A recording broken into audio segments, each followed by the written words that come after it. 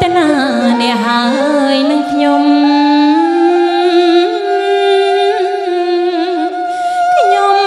ឃ្លៀតនាងចាញ់ទៅអូរាជួលក្តៅសំដៅសងសឹកជូននាងសបញ្ជានៃដួងចិត្តខ្ញុំ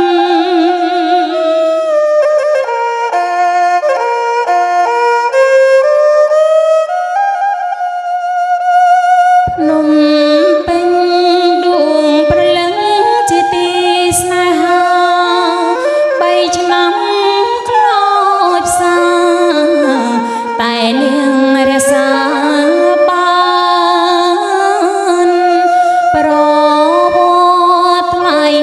ថ្លាអង្គអាចក្លាហានអ្នកតំណាងឲ្យបានដួងប្រលឹងខ្មែរធ្លាប់មានប្រវត្តិល្បីល្បាញក្នុងលោកដែរប្រលឹងជាតិខ្មែរឋិតថេរគង់វង្សជ្រកក្រោមលុប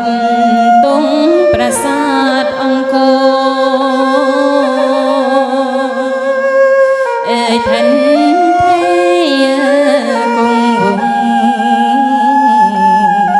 ជ្រកក្រោមលុបទង់ប្រាសាទអង្គរ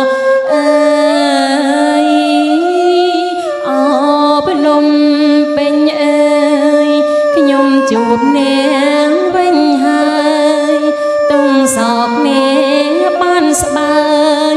អដួងប្រលឹងអើយភ្នំពេញអើយអើយភ្នំពេញអើ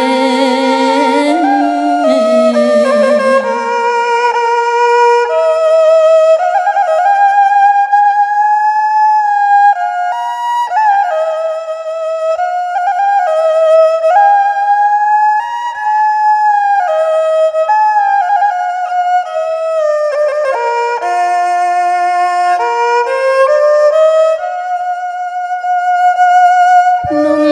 ពេញដួងព្រលឹងជាទីស្នេហា3ឆ្នាំខ្លោ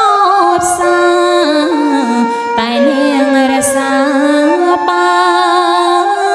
នប្រវត្តិថ្លៃថ្លាអង្គអាចក្លាហានអ្នកតំណាងឲ្យបានដួងប្រលឹងខ្មែ